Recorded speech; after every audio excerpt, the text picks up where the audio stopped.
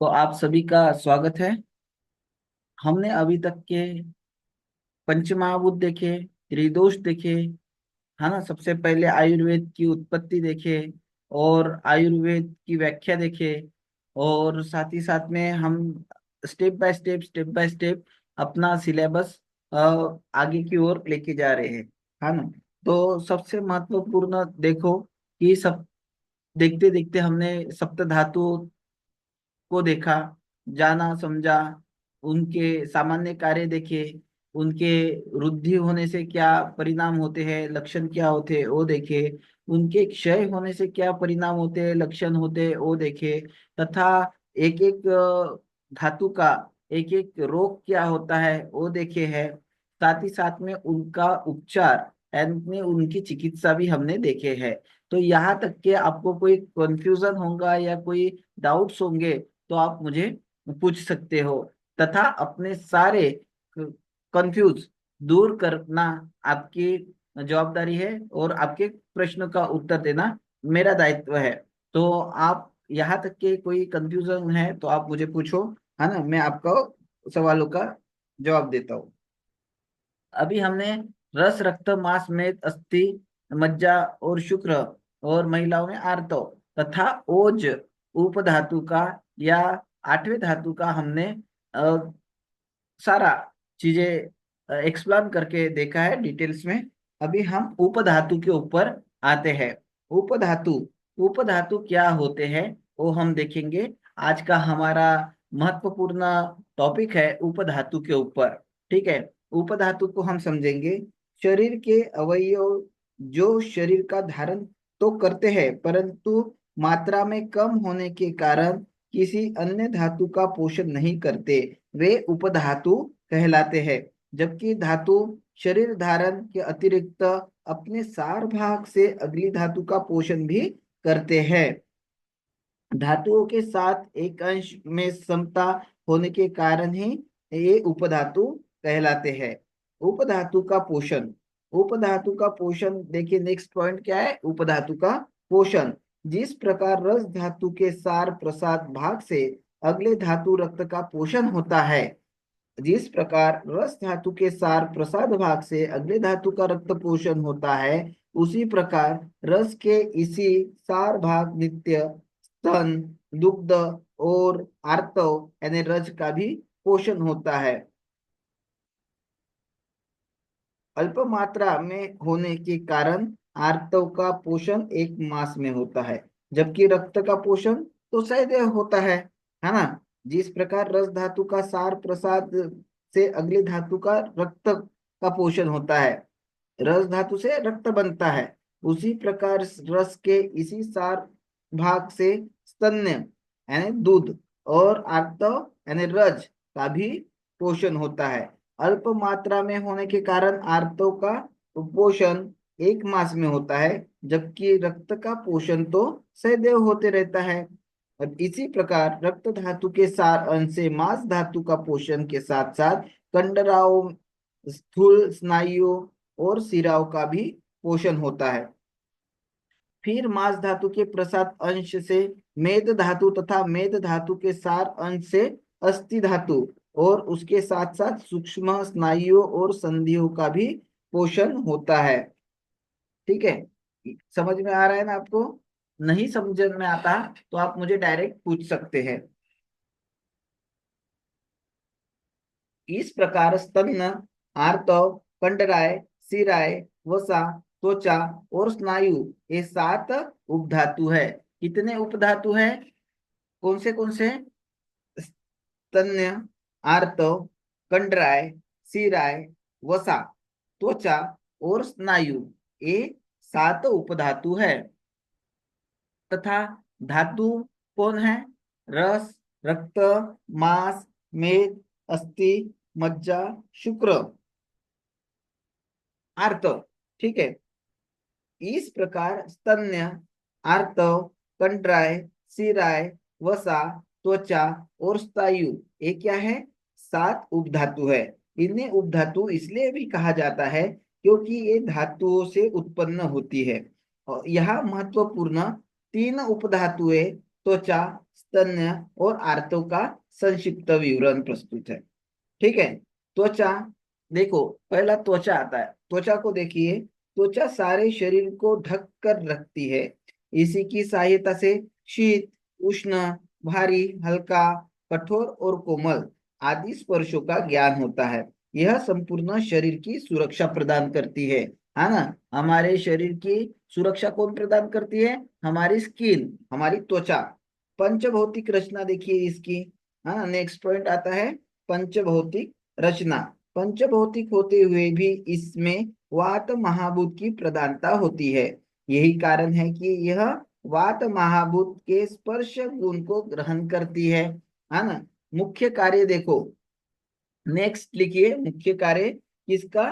त्वचा का। स्पर्श का ज्ञान प्रदान करने के अतिरिक्त त्वचा सारे शरीर के तापमान को भी सामान्य बनाए रखती है। त्वचा लेपन व अभ्यंग आदि द्रवों को रोमकूप यशोद के माध्यम से शरीर के अंदर छुपाती है और शरीर को कांति प्रदान करती है। श्वेत ग्रंथियां भी त्वचा में ही रहती है। यह सूर्य आदि से भी शरीर के लिए ऊर्जा ग्रहण करती है। ठीक है। सेकंड आता है स्तन्य। ठीक है, स्तन। अभी नेक्स्ट लिखिए, स्तन। इस उपधातु का संबंध स्त्रियों के से है। इस उपधातु का संबंध स्त्रियों से है। स्तन, स्त्रियों के स्तनों से उत्पन्न दूध, शिशुओं का सर्वोत्तम आहार। शिशुओं का सर्वोत्तम आहार और पोषण प्रदान करने वाला है, अतः इसे जीवन कहा जाता है। इसकी उत्पत्ति आहार रस के मधुर यानी मीठे रस वाले सार भाग से होती है और यह शुक्र के समान सारे शरीर में स्थित होता है। स्तन उत्पन्न होने पर स्त्री के स्तनों का आकार बढ़ जाता है। जो स्तन बर्तन में डालने पर जल में मिल जाता है, मधुर पीलापन लिए हुए तथा गंध से रहित होता है।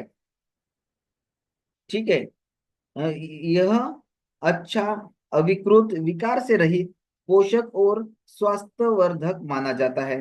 स्तन्य का क्षय होने पर कफज रोगों का कफज द्रव्य का सेवन करना चाहिए। ठीक है, स्तन्य का क्षय होने पर कफज द्रव्य का सेवन करना चाहिए। जीरा, शतावरी आदि पदार्थ भी स्तन्य को बढ़ाते हैं। स्तन वृद्धि होने पर बढ़े हुए दूध का संशोधन ब्रेस्ट पंप से निकाल कर करना चाहिए तथा लघु द्रव्यों का सेवन करना चाहिए। ठीक है, यहाँ तक के पूरी चीजें समझ में आ रही है ना आपको? मैं जिस भाषा में जिस तरीके से बोल रहा हूँ उस तरीके से आप एक एक चीजें नोट डाउन करिए, है ना। और जब कोई आपको टाइम मिलता है, जैसे आपके डाउट्स आते हैं, जो भी आप मुझे कुछ पूछना चाहते हैं, तो उस समय में आप पूछ सकते हैं। फिलहाल के लिए आप अपने नोट्स बनाइए और जो कोई डाउट्स अब भी मन में आते हैं वो समय के अनुसार पूछते चले जाइए, तो क्या होगा, आपको बेहद आसानी होगी। सेकंड, नेक्स्ट लिखिए आर्तव। नेक्स्ट लिखिए आर्तव। यह भी स्त्रियों से संबंधित उपधातु है। 12वें वर्ष के पश्चात हर मास युवती के योनि मार्ग से रक्त का स्त्राव होता है, जिसे आर्तव, रजोदर्शन या मासिक धर्म कहा जाता है। सामान्यतः यह 3 से 5 दिन तक रहता है। 40 से 50 वर्ष की आयु के बीच में यह स्त्राव बंद हो जाता है, जिसे रजोनिवृत्ति, मोनोपॉज कहा जाता है। इसका विशेष कार्य गर्भ की उत्पत्ति करना है। इसके गुण रक्त के समान है, जो आर्तव माह में एक बार आए, जिसमें जलन या दर्द न हो, मात्रा में बहुत कम या बहुत ज्यादा न हो और बहुत अधिक ना हो, जिसका रंग गुंजा फल लाल रंग के लाल कमल के समान हो, वस्त्र को धोने से जो आसानी से साफ हो जाए, जिसमें पिच्छ श्लेष्म कला के अंदर के खंड न हो तथा जो 5 दिन रात से अधिक समय तक न रहे, वह शुद्ध आर्तव माना जाता है। अत्यधिक स्त्राव होने पर आर्तव की अधिकता मानी जाती है। इससे दुर्बलता और रक्त गुल्म होते हैं। इसके विपरीत कम रक्तस्राव या देर से आर्तव होने पर आर्तव क्षय हो जाता है। इससे योनि में पीड़ा होती है। ठीक है, समझ में आया? मल पदार्थ, मल पदार्थ हेडिंग दीजिए और लिखिए। जब शरीर में पाचक अग्नि द्वारा भोजन का पाचन होता है तो भोजन के सार प्रसाद भाग से धातुओं का निर्माण और पोषण होता है, और असार यानी किट्ट भाग से मल पदार्थों जैसे पुरुष मल, मूत्र, स्वेद आदि का निर्माण होता है। क्योंकि ये पदार्थ शरीर को मलिन करते हैं, अतः ये मल कहलाते हैं। वात आदि दोषों से दूषित होने के कारण इन्हें दूष्य भी कहा जाता है। शरीर के स्वास्थ्य के लिए इन मल पदार्थों का शरीर से बाहर निकलना बहुत आवश्यक है। जायन्ते विविधा रोगाः प्रायशो मल संचयात् सर्वेषामेव रोगाणां निदानं कुपिताः मलाः। अर्थात शरीर में यदि विजातीय तत्व बहुत अधिक बढ़ गए या बढ़ जाते हैं तथा कुपित यानी विकृत हो जाते हैं तो इन्हें विविध प्रकार के रोग उत्पन्न हो जाते हैं, है ना। जायन्ते विविधा रोगाः प्रायशो मल संचयात सर्वेषामेव रोगाणां निदानं कुपिताः मलाः। इन मल पदार्थों में भोजन के असार भाग के अलावा चयापचय यानी मेटाबॉलिक क्रिया के बाद ऊतक कोशों द्वारा निकले गए व्यर्थ के पदार्थ पाचन क्रिया और दौरान अजीर्ण, मृत या निर्जीव हो गई धातुएं, ऊतक, है ना, निर्जीव हो गई धातुएं, अत्यधिक बढ़े हुए वात पित्त कफ दोष तथा शरीर के लिए हानिकारक एवं व्यर्थ के तत्व भी शामिल होते हैं। वैसे मल पदार्थ का यह स्वभाव है ही कि एक निश्चित मात्रा में अधिक होने पर ये स्वयं शरीर से बाहर निकलने के लिए विसर्जक अंगों मलाशय मूत्राशय आदि की ओर गति करने लगते हैं। पुरुष मल मूत्र पसीना स्वेद नाखून बाल दाढ़ी मूछ लोम शरीर के छोटे बाल तथा नाक आंख मुंह आदि के निकलने वाले मैल बलगम आदि सभी मल पदार्थ है। इनमें पुरुष मूत्र और स्वेद ये तीन महत्वपूर्ण मल पदार्थ है जिनका संक्षिप्त वर्णन इस प्रकार है ना। मल और इधर महाभूत, ठीक है, एक तरफ मल लिखिए दूसरी तरफ महाभूत लिखिए। और पुरुष का महाभूत कौन सा है? पृथ्वी। मूत्र का जल और अग्नि, श्वेत का जल और तेज, है ना। तो इस तरीके से आप समझ सकते हैं और आप इसको समझने के लिए सहायक हो सकता है। अभी पुरुष यानी स्टूल, नेक्स्ट लिखिए पुरुष, ब्रैकेट में लिखेंगे स्टूल। पुरुष का निर्माण भोजन के असार भाग से साथ साथ शरीर की ऊतकों यानी टिश्यू द्वारा निकाले गए व्यर्थ के तत्वों के मेल से होता है। रिपीट करता हूं, देखो, पुरुष का निर्माण यानी स्टूल का निर्माण भोजन के असार भाग से साथ साथ शरीर की ऊतकों टिश्यू द्वारा निकाले गए व्यर्थ के तत्वों के मेल से होता है। यही कारण है कि जिस व्यक्ति ने बहुत दिनों से कुछ न खाया न हो उसमें तथा गर्भ के अंदर बढ़ रहे शिशु जो भी कुछ नहीं खाता में पूरी निर्माण होता रहता है। अतः ऊतक कोशों का स्वस्थ रखने के लिए शरीर से इस पुरुष का बाहर निकालना बहुत आवश्यक है। इसका ठीक तरह से विसर्जन न होने पर पेट के रोग के साथ साथ कमर दर्द, आमवात, रुद्रसी, साइटिका, पक्षघात, पैरालिसिस, कास, ब्रोंकेटिक्स तथा दमा जैसे रोग उत्पन्न हो जाते हैं। यही कारण है कि इन सभी रोगों की आयुर्वेद चिकित्सा में रोगी को सबसे पहले पेट साफ करने की औषधि दी जाती है। इसके अतिरिक्त मल का विसर्जन ठीक प्रकार से होने पर आंतों में अनेक प्रकार की कृमियों को पनपने के लिए अनुकूल वातावरण मिल जाता है। ये कृमि कीड़े शरीर को स्वयं ही हानि पहुंचाते हैं और अनेक बार ये शरीर के लिए लाभकारी जीवाणुओं बैक्टीरिया की वृद्धि को भी रोक देते हैं। इससे मनुष्य इन जीवाणुओं से होने वाले लाभ से वंचित रह जाता है ना। अतः शरीर से इन मल का ठीक प्रकार से विसर्जन होना स्वास्थ्य के लिए जरूरी होता है है ना। तो ये आपने स्टूल की महत्वता देखी है, पुरुष की महत्वता देखी है। अभी पुरुष के कर्म देखिए। ठीक है, कर्म यानी कार्य क्या है। ठीक है, पुरुष केवल मात्र मल ही पदार्थ ही नहीं, यह देह, वात और अग्नि को भी धारण करता है। मल को शरीर का अवशिष्ट पदार्थ माना जाता है, परंतु मूत्र एवं पुरुष पूरी तरह से अवशिष्ट पदार्थ नहीं है। जैसे कि पुरुष आंत्र इंटेस्टाइन और उत्को टिश्यू का पोषण करता है, क्योंकि भोजन पचने के बाद भी बहुत सारे पोषण तत्व पुरुष के अंदर रह जाते हैं।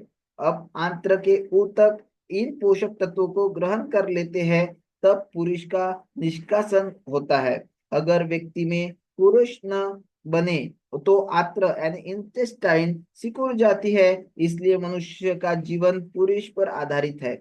यही कारण है राजयक्ष्मा के रोगी में सभी धातुओं का क्षय होने से उसके बल का पोषण पुरुष से ही होता है। अतः पुरुष थोड़ा अधिक आने पर क्षय रोगी को बहुत अधिक दुर्बलता हो जाती है। इन कारण क्षय रोगी के लिए विशेष ध्यान रखना पड़ता है कि अधिक मल न आए। पुरुष अधिक मात्रा पर में आने पर पेट में शूल, अफरा, आंतों में गुड़गुड़ाहट तथा शरीर में भारीपन हो जाता है। अधिक भोजन खाने एवं अजीर्ण से पुरुष की मात्रा में वृद्धि होती है। जब पुरुष कम मात्रा में निर्मित होता है तो वात शब्द के साथ आंतों को ऐंठता हुआ पेट में ऊपर की ओर जाता है। पुरुष का अक्षय, अतिसार यानी डायरिया, अधिक विरेचन, अधिक मल आना और उपवास कम खाने से होता है। पुरुष को बढ़ाने के लिए उड़द, जौ, पत्ते वाली सब्जियां, चोकर वाला आटा आदि रेशे वाले पदार्थ का सेवन करना चाहिए। नेक्स्ट लिखेंगे यूरिन यानी मूत्र। ठीक है, जैसे जैसे मैं आपको बता रहा हूँ वैसे वैसे आप इसको रिपीट कीजिए, सुनिए और साथ ही साथ में अपने नोट्स बनाइए और आप इसको अंडरस्टैंड कर लीजिए और बहुत अपने अंदर आत्मसात करते हुए इस ज्ञान को अपने प्रैक्टिस में लाइए और जीवन में आप लोगों को मार्गदर्शन कीजिए, काउंसलिंग कीजिए और अपने आप में एक तरीके से आगे बढ़ते चले जाइए। नेक्स्ट लिखेंगे मूत्र यानी यूरिन, है ना। इसमें आप लिखेंगे मूत्र के माध्यम से व्यर्थ पदार्थ शरीर के बाहर निकलते हैं। शरीर के बाहर क्या निकलते हैं? व्यर्थ पदार्थ, है ना। यूरिन के माध्यम से हमारे शरीर में जितने भी जहरीली पदार्थ है, टॉक्सिक है या टॉक्सिन है या फिर आप जितना भी व्यर्थ पदार्थ है, वो कहाँ से निकलता है? यूरिन से निकलता है। मूत्र के माध्यम से व्यर्थ के पदार्थ शरीर से बाहर निकलते हैं। यह आहार के सार पित्त या मल भाग का तरल अंश होता है। यह शरीर की आवश्यकता से अधिक आर्द्रता, गीलेपन को कम करता है तथा बस्ती यानी मूत्राशय को आर्द्र यानी गीला और भरा रखता है। स्वास्थ्य को बनाए रखने के लिए गर्मी और सर्दी दोनों ऋतुओं में अधिक मात्रा में लगभग 4 लीटर जल पीने का पर बल दिया गया है, ताकि व्यक्ति दिन में कम से कम 6 बार मूत्र का त्याग अवश्य कर सके और इसके साथ हानिकारक पदार्थ भी शरीर से बाहर निकल जाए। मूत्र शरीर में पाए जाने वाले द्रव्य पदार्थ बॉडी फ्लूइड्स हमें जलीय विद्युत अपघटों का वाटर इलेक्ट्रोलाइटिस के सामान्य घन तत्व को बनाए रखता है। इस मल की सामान्य क्रिया आहार में द्रव्य पदार्थ की मात्रा, पानी पीने की मात्रा, वातावरण का तापमान एवं मनुष्य शारीरिक एवं मानसिक अवस्था पर निर्भर करता है। आयुर्वेद के अनुसार मनुष्य का मूत्र एक स्वाभाविक विरेचक है और शरीर में से विषैले पदार्थों को बाहर निकालता है। ठीक है, बहुत अधिक मूत्र आना भी एक प्रकार का रोग है। मूत्र की अधिकता होने पर बस्ती में दर्द, भारीपन और बेचैनी होती है। मूत्र के वेग को रोकने और मूत्र का वेग होने पर जल पीने से भी ये लक्षण प्रकट होते हैं। मूत्र की मात्रा में कमी होने से बस्ती प्रदेश में चुभन सी पीड़ा, कम मात्रा में मूत्र का विसर्जन या रुक रुक कर मूत्र विसर्जन, मूत्र त्यागते समय दर्द, मूत्र का रंग बदल जाना, प्राय अधिक पीला होना या रक्त से मिश्रित मूत्र आना, अधिक प्यास एवं मुंह सूखना, ये लक्षण दिखाई देते हैं। गन्ने का रस तरल पदार्थों तथा मधुर, आम्ल, लवण, रस वाले पदार्थ का सेवन करने से मूत्र की मात्रा में वृद्धि होती है। मूत्र की मात्रा में वृद्धि कौन से रस से होती है? गन्ने का रस, तरल पदार्थ तथा मधुर, आम्ल, लवण, रस वाले पदार्थ का सेवन करने से मूत्र की मात्रा में क्या होती है? वृद्धि होती है। नेक्स्ट लिखेंगे स्वेद, यानी पसीना, स्वेट, है ना। तो आप इन सारी चीजों को समझिए, रिपीट कीजिए, बार बार सुनिए और नोट्स बनाइए। मैं आपको हर वक्त मार्गदर्शन कर रहा हूँ, आप अभी सुन पा रहे हैं तथा आप समझ पा रहे हैं। कोई क्वेश्चंस होते हैं तो आप पूछिएगा, है ना। अभी के अभी पूछेंगे तो आपके मन के में जो डाउट्स बन रहे हैं वो नहीं बनेंगे, तथा समय के अनुसार आपके डाउट्स क्लियर होते जाएंगे, है ना। अभी नेक्स्ट लिखो, स्वेद या पसीना। स्वेद भी महत्वपूर्ण मल पदार्थ है। त्वचा को स्वस्थ रखने के लिए पसीने का बाहर निकालना भी बहुत आवश्यक है, क्योंकि यह माध्यम से ही बहुत से व्यर्थ के पदार्थ को शरीर से बाहर निकाला जा सकता है। स्वेद त्वचा मुलायम रखता है। स्वेद आता है तो त्वचा नम हो जाती है, नरम हो जाती है, कोमल हो जाती है, मुलायम रखता है। इसकी सौंदर्य तथा लचीलेपन को बनाए रखता है। पसीने की सहायता से त्वचा के शरीर का तापमान कंट्रोल में रहता है, नियंत्रण में रहता है, और गर्मी व सर्दी दोनों ऋतुओं में शरीर का तापमान एक सा बना रहता है।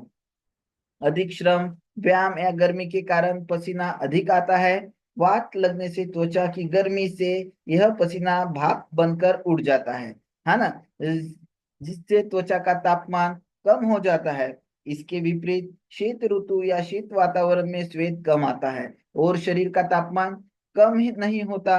वैसे तो स्वेद का स्रवण हर मौसम में होता है, परंतु अधिक स्राव होने पर और नमी वाले मौसम में ही इसका अनुभव होता है।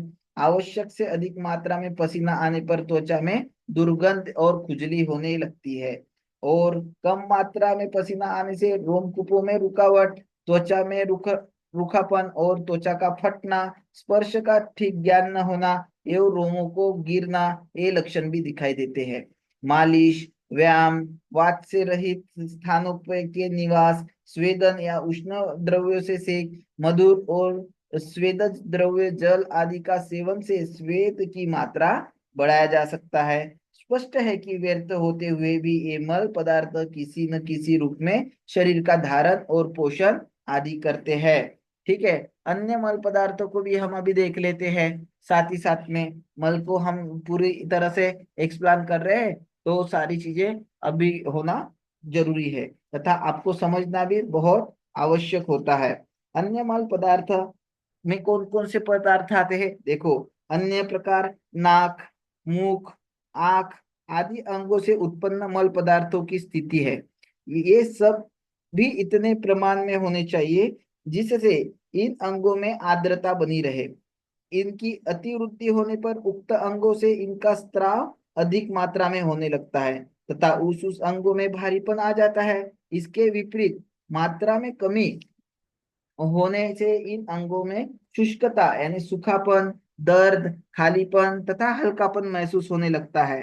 तथ्य यह है कि इन मलों को एकत्र होने से इनकी मात्रा में अधिक वृद्धि होने लगती है, जबकि अधिक विसर्जन से इनका क्षय होने लगता है। यद्यपि इन मलों की अतिवृद्धि और क्षय होना, ये दोनों ही अवस्थाएं हानिकारक है, तथापि वृद्धि की अपेक्षा इनका क्षय अधिक हानिकारक है, क्योंकि मात्रा में कमी होने से ये शरीर को धारण करने का कार्य संपन्न नहीं कर पाते।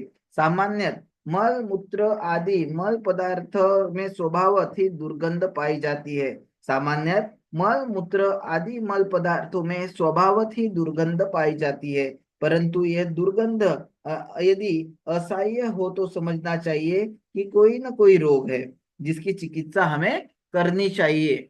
ठीक है, समझ में आया? दोष है, मल है, तो कहीं ना कहीं गंदक का या फिर गंदी खुशबू आ रही है, लेकिन इसकी बहुत अति हो रही है, बहुत मात्रा में आ रही है, तो उस समय में समझ जाना चाहिए कि रोग उत्पन्न हो रहा है। ठीक है, तो उसकी चिकित्सा भी करनी चाहिए। अभी देखो, दोष भी हमने देखे, हाँ ना। दोष कितने होते हैं? त्रिदोष होते हैं। धातु कितने होती है? सप्त धातु होते हैं। उपधातु कितने हैं? 7 है। मल कितने हैं? 3 है। है ना? साथ ही साथ अन्य मल भी हमने देखे। पूरा आयुर्वेद को हम स्टडी कर रहे हैं, आयुर्वेद को समझने का प्रयास कर रहे हैं। है ना? क्योंकि आयुर्वेद तो शाश्वत है, आयुर्वेद तो अनंत है। आयुर्वेद को समझना, अभी तक के किसी ने आयुर्वेद को पूरे तरीके से नहीं समझा, इसीलिए हम आयुर्वेद को समझने का क्या कर रहे हैं? प्रयास कर रहे हैं। ठीक है? तो ये हम जो भी प्रयास कर रहे हैं उसमें अपने आप में हमारा एक बौद्धिक क्षमता बढ़ रहा है, हमारी समझबूझ बढ़ रही है। हमें किस तरीके से रहना है, किस तरीके से अपने आप में बदलाव लाने हैं, तथा दूसरों की तरफ उंगली दिखाने से पहले अपने आप को कैसे सुधारना है, वो हम यहाँ सीखते हैं। जीवन का ज्ञान है, और इस जीवन को किस तरीके से मल्टीपर्पज होके अच्छाई के लिए जिया जाए, इससे हम किस तरीके से अपनी आर्थिक परिस्थिति को सुधारा जाए, किसी को किस तरीके से मार्गदर्शन किया जाए, किसकी सेवा की जाए, और अपने आप में एक मान सम्मान यश कीर्ति संपन्न प्राप्त किया जाए। है ना? तो ये हम धीरे धीरे या स्टेप बाय स्टेप सीखते हैं। तो अभी देखो, नेक्स्ट पॉइंट लिखिए, इससे आपको बेहद लाभ होने वाले हैं। इस स्टडी से आपके जीवन में एकदम खुशी आती है, एक जिंदगी जीने का आधार मिल जाता है, सपोर्टिव हो जाता है, तथा अपने आप कीर्ति बढ़ती है ना? तो देखो नेक्स्ट पॉइंट लिखिए, अभी आपको लिए बहुत इंपॉर्टेंट है, दोष धातु और मलों का परस्पर संबंध। अभी तक के जो भी हमने देखा है तो उसका एक सार मैं आपको बता रहा हूँ। ठीक है? दोष धातु और मलों का संबंध, परस्पर यानी सभी का एक दूसरे से क्या संबंध स्थापित हुआ है वो हम अभी समझते हैं। क्योंकि दोष धातु और मल ये तीनों ही तत्व शरीर के निर्माण और धारण का कार्य किसी न किसी रूप में करते हैं, अतः इनका पारस्परिक संबंध भी आवश्यक है। दोष और धातुओं का परस्पर आश्रय और आश्रयी का संबंध है। जैसे वात दोष का आश्रय स्थान अस्थि धातु है, वात बढ़ जाता है तो अस्थियों में यानी बोन में पेन होने लगता है। पित्त दोष का रक्त धातु है, और कफ का आश्रय अन्य धातुएं है। अतः दोषों की वृद्धि और क्षय के लिए जो चिकित्सा की जाती है उसका समान प्रभाव उनके आश्रयभूत धातु पर भी पड़ता है। सामान्यतः दोष और धातुओं की वृद्धि होने पर लंघन या अपतर्पण चिकित्सा एवं क्षय होने पर ब्रूहन या तर्पण चिकित्सा की जाती है। परंतु वात दोष और उनके आश्रय स्थान अस्थि धातु पर भी यह नियम लागू नहीं होता, क्योंकि वात की वृद्धि होने पर ब्रूहन चिकित्सा एवं वात के विरोधी कफ की वृद्धि होने पर लंघन चिकित्सा का प्रयोग किया जाता है ना? यहाँ तक के सारी चीजें समझ गई आपको? यहाँ तक के कोई कंफ्यूजन है? यहाँ तक के कोई आपको डाउट्स बन रहा है, या आपके मन में कोई प्रश्न उठ रहा है तो आप मुझे पूछ सकते हैं। जब आप पूछेंगे तभी मुझे पता चलेगा कि आपको कहाँ दिक्कत आ रही है ना? तथा मैं उस चीज का सॉल्यूशन बता सकता हूँ। है ना? तो आप मुझे पूछिए, उन सारी चीजों को आप जब पूछेंगे तभी मैं समझ पाऊंगा कि आपको यहाँ या रुकावट बन रही है ना? चलिए।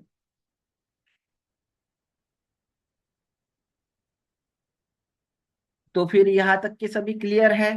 तो बड़ी अच्छी बात है। आप नोट डाउन करते रहिए, नोट्स निकालिए, आप नोट्स निकालिए, और जो क्वेश्चंस आपके मन में बनते हैं वो मुझे पूछिए। है ना? और मैं उनके जवाब दूंगा। आप मुझे सवाल पूछेंगे तभी मैं आपको जवाब दे पाऊंगा ना, इसीलिए आप मुझे पूछिए।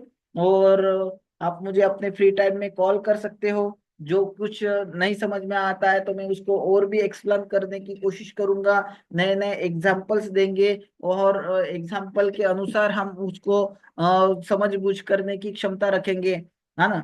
तो ये सारी चीजें अपने आप में क्लियर होना चाहिए। तथा जब आप सोकर उठते हो तो आपकी बंद आंखों होती है, तब भी कोई पूछे तो आपके इसके सही आंसर देते आना चाहिए, क्योंकि ये आपको बिल्कुल आपके माइंड में, आपके शरीर में, आपके रक्त में और आपके मन में, अंतर मन में भी ये चीजें होनी चाहिए, क्योंकि इसी के बेस में तो सारा जीवन है ना? और आहार विहार, दिनचर्या, ऋतुचर्या, और वो सारी चीजें जो मैंने आपको क्लास के समय बताई है और मैं आगे भी बताते चला जाऊंगा, वो सारी चीजें नोट डाउन करके रखिए और अपने जीवन में इसको प्रैक्टिस में उतारिए।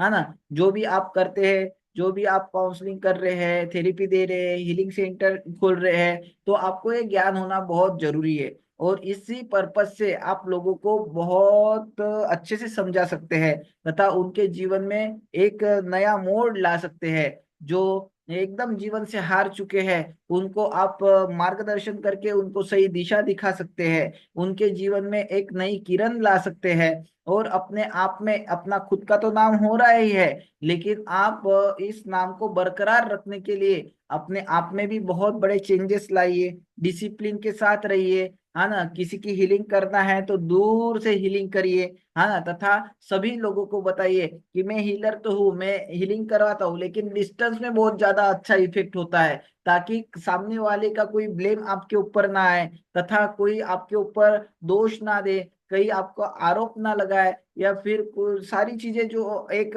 मिसअंडरस्टैंडिंग होती है, गलत फहमियां होती है, उनको बचने से के लिए आप बोल सकते हैं कि आप अपने घर में आराम कीजिए, तथा काउंसलिंग आपकी लैपटॉप में, जूम पर, गूगल मीट पे या फिर कॉल पर हो सकती है। और आपकी जो हीलिंग है वो डिस्टेंस में होंगी, क्योंकि आपका जो भाव होता है, जो आपके इंट्यूशंस होते हैं, वो यूनिवर्स में जाते हैं। और एक इसकी जो प्रोसेस है, जो मैं आपको सिखा दिया हूँ, है ना, तो उसको आप रिपीट कीजिए। तथा आप अभी स्वयं समझदार हो कि हमें आयुर्वेद का हेल्प कहाँ लेना है, हीलिंग का हेल्प कहाँ लेना है, थेरेपी का हेल्प कहाँ लेना है। तो आप हमारे साथ जुड़े हैं और हमारे साथ ये सारी चीजें डेवलप कर रहे हो, है ना। अपनी कंसल्टेंसी जो फीस है वो कम से कम आपकी 5,000 होना चाहिए। जो बेस्ट प्रैक्टिस मैन है उसकी 1,500 यानी 15,000 होनी चाहिए, है ना। 1,500 नहीं, 15,000 रुपये होनी चाहिए, क्योंकि जो छोटे तौर पे जो प्रैक्टिस कर रहे हैं उनकी ही जो कंसल्टेंसी फीस होती है वो 25-25 हजार रुपये है ना। आप तो एक हीलर है, आप थेरेपिस्ट है, और आप अपने आप में बहुत मायना रखते हो। तो आपकी खुद की एक कंसल्टेंसी फीस रखिए, अपॉइंटमेंट लेना स्टार्ट कर लीजिए, और अपने अपॉइंटमेंट के हिसाब से उनको टाइम दीजिए, और टाइम के बीच में ही आपका बोलना स्टार्ट होना है, और उसी टाइम में आपका बोलना पूरी तरह से क्लियर एंड क्रिस्टल कट उसको समझना चाहिए, उसका तात्पर्य उसको समझना चाहिए, उसकी समरी समझना चाहिए। इन सारी चीजों को अपने समय के अनुसार कंप्लीट भी करना है, और उसको बोलना है कि अभी आपको सेशन लेना है तो 11 दिन के सेशन लेंगे पहले, कि 21 दिन के आप डायरेक्ट सेशन लेना चाहते हैं, वो कोई भी एक चूज करेगा। उसको आप पर पूरा ट्रस्ट है तो वो बोल सकता है कि सर ऑलरेडी तो हमें सेशन लेना ही है, तो डायरेक्ट 21 दिन के ही सेशन दे दो, है ना। तो धीरे धीरे आपको सेशन के चार्जेस बताना है। ये कंसल्टेंसी फीस हो गई। उसके बाद में आप हीलिंग के, अपने थेरेपी के, अपने डे बाय डे उनका जो ग्रोथ हो रहा है, हेल्थ में इम्प्रूवमेंट हो रहा है, उसका आप चार्जेस ले सकते हो, है ना। तो उसके हिसाब से आप एक अमाउंट रख दीजिए और उसके पर्पज से चलिए। मेरा एक ब्लूप्रिंट है जो कि मैं आपको पूरी तरह से समझाता हूँ रोज, एक गाइड देता हूँ, नई नई चीजें बताता हूँ। उस ब्लूप्रिंट के साथ चलो, है ना। जो चीजें डेवलप करनी है उसको जरूर डेवलप करो, नहीं तो दुनिया के साथ साथ आपका भी करियर जो है वो क्या हो जाएगा, लुप्त हो जाएगा, लैप्स हो जाएगा। और जब आपका करियर लैप्स हो रहा है या लुप्त हो रहा है, तो फिर आगे आने के लिए बहुत टाइम लगता है, बहुत समय लगता है। ऐसे भी थेरेपिस्ट है जो कि नाम के थेरेपिस्ट बन चुके हैं, नाम के वो सारी चीजें बन चुके हैं, उनके पास कोई जाकर भी नहीं देखता, उनको कोई पूछता भी नहीं, हालांकि वो अपना टेबल चेयर लेके हुए आराम करते हैं तथा कोई बुक पढ़ते रहते हैं। उसको महत्व नहीं है, आपके पास कस्टमर आ रहा है, कस्टमर का सेटिस्फेक्शन करना आपका काम है, उसको ट्रीट करना आपका काम है, उसको हेल्थ में इंप्रूव लाना आपका काम है। जो कि मैं जिस तरीके से बता रहा हूँ उस वे में आप चल रहे हो, 101% काम होता है ना। 101% आपने अनुभव भी किया है कि आप मुझे कुछ नहीं बताते, मैं ही आपकी प्रॉब्लम्स बताता हूँ। धीरे धीरे आप मेरे साथ रहेंगे तो ये भी चीजें सीख जाएंगे, है ना। ये एक प्रैक्टिस है। ये एक आपको कहावत है कि जितने लोगों को आप अटेंड करेंगे, जिन जितने लोगों को आप फेस करेंगे उतना वो आपके अंदर डेवलप होते जाएगा। एक तरीके से बताता हूँ, हाँ ना, मैं इसका प्रैक्टिस भी करवाता हूँ, इसकी आप प्रैक्टिस करते हैं कुछ ही दिन में आप ये सीख जाते हो। साथ ही साथ में किस तरीके से आपके शब्द शस्त्र बनते हैं तथा ज्ञान आपका पूरा तिरकस का वो बन जाता है और आपको प्रोटेक्ट करता है। ये आपके जीवन के लिए बहुत अच्छा है, सदमार्ग है, सदउपयोग है। इससे आपका नाम भी बढ़ता है, फेम भी होता है, जन जागृति भी होती है, आपका बहुत माउथ पब्लिसिटी भी होता है, नाम भी होता है, पैसा भी आता है। और साथ ही साथ में जो आप लोक सेवा करते हो उसका बेनिफिट्स तो बहुत कुछ होता है, बहुत कुछ। यानी एक मार्ग आप अपनाते हैं, एक पथ आप स्वीकारते हैं तो अनेक पथ अनेक मार्ग आपके लिए खुल जाते हैं, है ना। जैसे कि आप थेरेपिस्ट हो, हीलर हो, काउंसलर हो, न्यूट्रिशनिस्ट हो, और आप सारी चीजों को एक तरीके से मान के चलो एक प्रोडक्ट बना लिए, उस प्रोडक्ट को आपने बेच दिया, आने ये खुद का कंपनी क्रिएट कर रहे हैं आप इसके पर्पस से।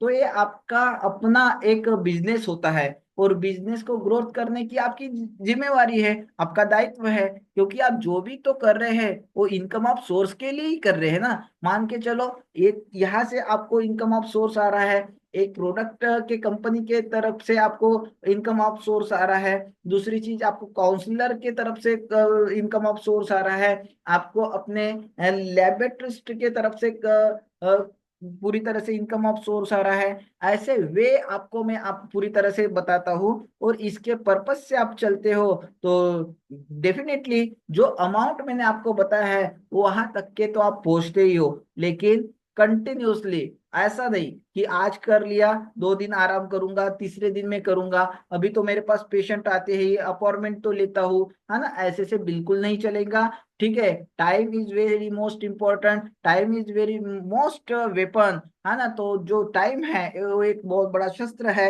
और उस चीज का बहुत अच्छे से काम करना चाहिए, है ना। Time is most very important, time ही है जो कि आज आपको मायना दे रहा है, एक टाइम ही है जो आज आपकी वैल्यू करा रहा है। नहीं तो जिसका टाइम नहीं होता है उसके सारे तकदीर के रास्ते भी बंद हो जाते हैं, और जिसका टाइम अच्छा होता है उसका लक साथ देता जाता है। तो यही बात मैं आपको बहुत अच्छे से सिखाता हूँ, समझाता हूँ। तो इम्प्रूव कीजिए अपने आप में, है ना, इम्प्रूव कीजिए। इम्प्रूव करना आपका काम है, day by day every way you are getting better and better, है ना। मैं जिस तरीके से आपको सारी चीजें सिखा रहा हूँ, मान के चलो मैंने आपको आयुर्वेदा की स्टडी सिखाता हूँ, मैं आपको ब्रेन डेवलपमेंट की स्टडी सिखाता हूँ, मैं आपको मेमोरी टेक्निक्स सिखाता हूँ, मेमोरी पावर किस तरीके से होता है वो सिखाता हूँ, साइकिक एबिलिटीज किस तरीके से होती है वो मैं सिखाता हूँ, साथ ही साथ में आपको काउंसलिंग किस तरीके से करना है वो बताता हूँ, बिजनेस फंडास बताता हूँ। आपने आयुर्वेद को, आपने इस चीज को अपनाया है, लेकिन इसमें आप अपना ग्रोथ कैसे करेंगे, इसका बिजनेस कैसे डेवलप्ड होगा वो सारी चीजें बताता हूँ, है ना। हिप्नोथेरेपी की कुछ चीजें बताता हूँ, कोई हीलिंग की मॉडलिटी बता रहा हूँ। तो अनेक मिश्रण से ये सारी चीजें बनी हैं। ठीक है, तो आज के लिए इतना ही, हम मिलते हैं कल अपने निर्धारित समय पे कंटिन्यू। ठीक है, तो आपका सभी का thank you, thank you very much.